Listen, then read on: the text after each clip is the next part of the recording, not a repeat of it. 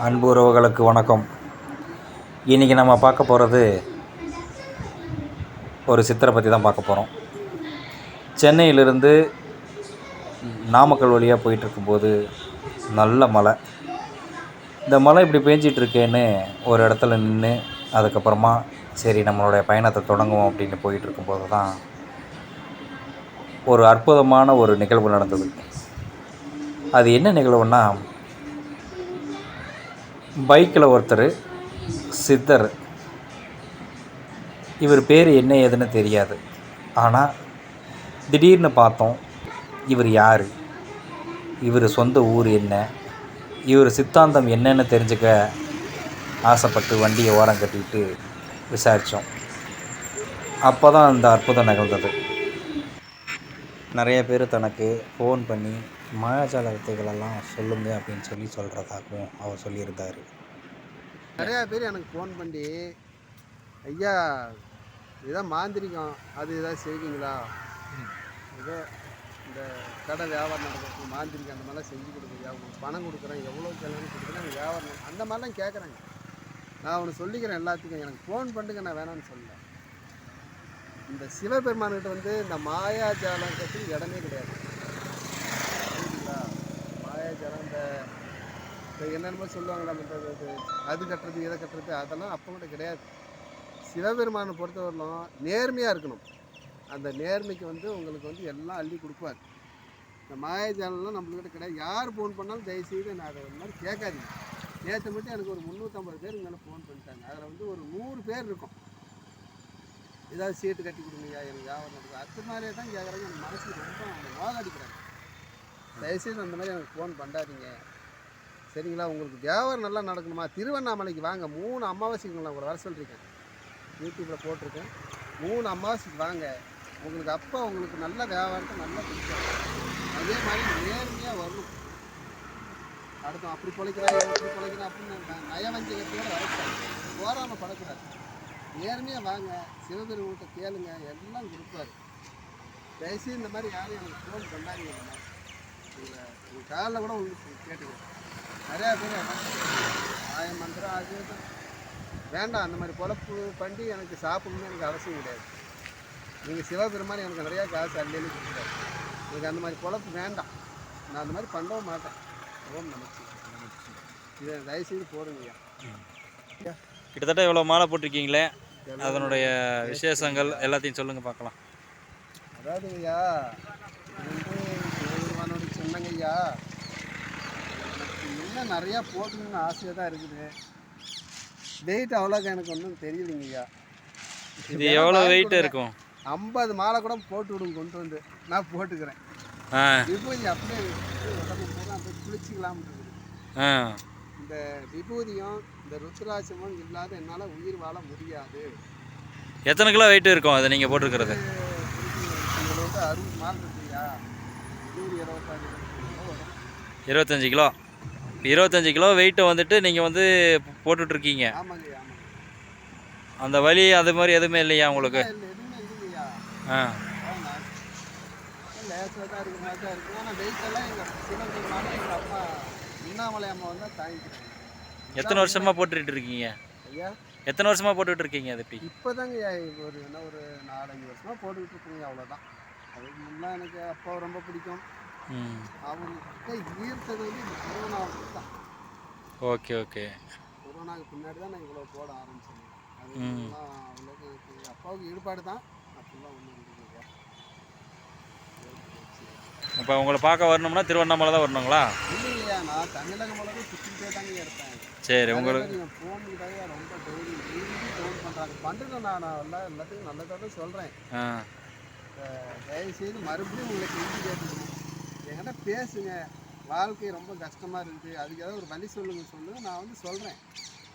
நான் இந்த மாதிரி மாந்திரிகம் மாயம் மாயாஜால வித்தைகள் எதுவுமே அதுக்காக ஃபோன் பண்ண வேண்டாம். 150 பேர் வந்துட்டாங்க. 150 பேர் இந்த மாந்திரிகத்தை பற்றியே தான் பேசுகிறாங்க. அப்படி மாந்திரிகம் பற்றி குறைச்சி நீங்கள் என்னத்தையா தூக்கிட்டு போக போகிற? ஊசி கூட எடுத்துகிட்டு போக முடியாது. நேர்மையாக உழைங்கய்யா, கஷ்டப்பட்டு உழைங்கய்யா. கண்டிப்பாக அந்த கண்டிப்பாக. மாதிரி மாந்திரிகம் பண்ணிலாம் சாப்பிடணும் அதெல்லாம் வேண்டாம். வாங்க திருவண்ணாமலைக்கு வாங்க, என்ன வேணாலும் கேளுங்க, அப்பா கொடுப்பாரு. எல்லா வேணும் எல்லாமே கொடுக்க மாட்டாங்க. உங்களுக்கு மனசாட்சி இருக்குது, அதை வச்சு கேளுங்க. எல்லானாக்கா எல்லாமே கேட்க முடியாது. நமச்சிவாய். ஓகேங்க.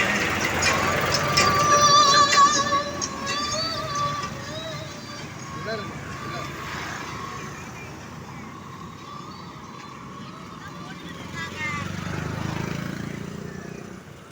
எத்தனை குழந்தைங்க?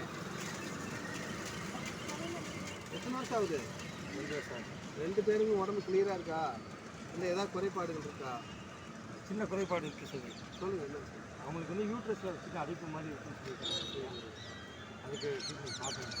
ட்ரீட்மெண்ட் பாருங்கள். சரி, காசு வேணாம். இல்லை காசு வேணாம். நீங்கள் ட்ரீட்மெண்ட் பாருங்கள். திருவண்ணாமலைக்கு அம்மாவாசைக்கு வாங்க. குழந்தைக்கு உங்களுக்கு நான் கேரண்டி. எங்கள் அப்பா சேவை உங்களுக்கு குழந்தை கண்டிப்பாக கொடுப்பார். கருணை உள்ளம் கொண்டாலும் என் சேவை மாட்டேன். யாருக்கும் எந்த ஒரு துரோகமும் அப்பா பண்ண மாட்டார். நீங்கள் அமாவாசை தாங்க நகர் வேணும், நீங்கள் ஏற்க வேண்டியது. சரி, அமாவாசை தாங்க அப்பாவை நான் வேண்டுகோள் வச்சு உங்களுக்கு குழந்தை இப்போ பூர்வணியோடு வந்து போன போர்ணியில்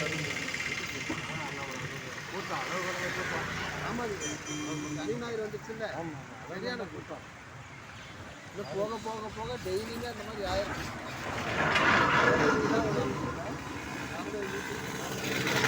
என்ன சொல்லி போகிறதுக்கு தான் நீங்கள் இந்த பௌர்ணமி வர பவர் டெய்லி வாங்க. போடுங்க. நான் என்ன சொல்றேன்னாக்க, மக்களுக்கு பௌர்ணமிக்கே ஏன் எல்லாம் வரீங்க? அந்த 5 லட்சம் 10 லட்சம் பேர் வராங்க. இடையில வந்துட்டு போங்களேன், ஏதோ ஒரு லீவ் நாளில் வந்துட்டு போய் ஏன் அந்த கூட்டத்தில் இடிச்சுட்டு கிடக்குறீங்க? இடையில வந்துட்டு போங்க. எல்லாம் ஒன்று தான். நீங்கள் பௌர்ணமிக்கு வந்தாலும் அந்த பவர் தான், மற்ற நாளில் வந்தாலும் அந்த பவர் தான். சரிங்களா? அது அந்த மாதிரி பண்ணிருக்கீங்க.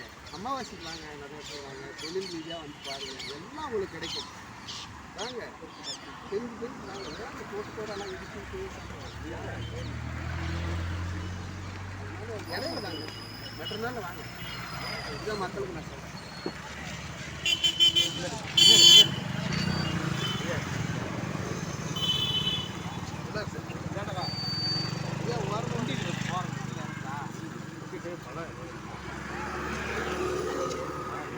முன்னாடி பழக்கடை இருக்குது தானே, இதை போகிறேன்.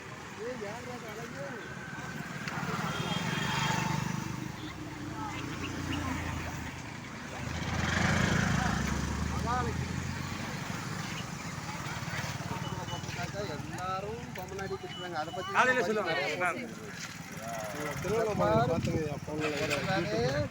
திருவண்ணாமலை யூடியூப்ல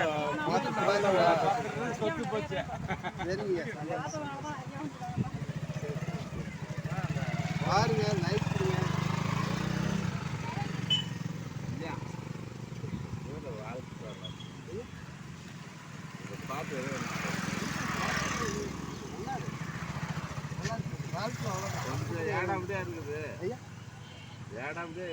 அது குழந்தையா, நீ ஓடுற அப்பா கொஞ்சம் ஏடாமலே இருக்காங்க. அப்படியா? அது திருவண்ணாமலை சொல்லுங்க. அது ஏதாவது சொல்லுங்க. ஐயா, நிறையா பேர் இன்னைக்கு ஒரு கணவன் மனைவி புரிஞ்சுருக்காங்க. நீங்களா ஒரு பாப்பா ஃபோன் பண்ணி அழுகுது இருக்குது. அதாவது வாழ்க்கை வந்து நம்ம வாழ்றதுக்கு தான் அந்த இறைவன் கொடுக்குறான். அதை வந்து இல்லை, அடுத்த பிரிவில் நம்மளுக்கு என்னவோ யாரையா கண்டா அந்த வாழ்க்கையை வந்து இவங்க போட்டு உடைக்கிறாங்க. ஐயா, தொடர்ந்து இந்த சித்திரை பார்க்குறதுக்காக அங்கே மக்கள் வர்றதை பார்க்க முடிஞ்சுது. எல்லாருமே வந்து இவர்கிட்ட ஆசீர்வாதம் வாங்கணும்னு ஒரு மனநிறைவோடு வர்றாங்க. அது மட்டும் இல்லாமல் பழனியில் இருக்கிற கணக்கம்பட்டி சித்தரை வந்து பார்க்க சொல்லியிருக்கிறாங்க.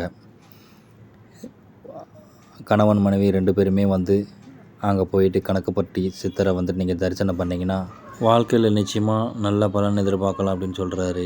அதுக்கேற்ற மாதிரி கண்டிப்பாக நாங்களும் போய் பார்ப்போன்னு சொல்லியிருக்கிறாங்க.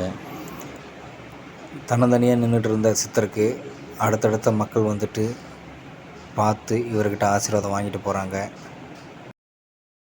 ஒரு கணவன் மனைவி வந்தவங்க தனக்கு குழந்தை இல்லைன்னு சொல்லவும் நீங்கள் திருவண்ணாமலைக்கு வரணும்னு சொல்லியிருந்தாங்க. ஆக மொத்தத்தில் இன்றைக்கி இந்த சித்திரை பார்த்ததெல்லாம் ரொம்ப சந்தோஷம்தான்.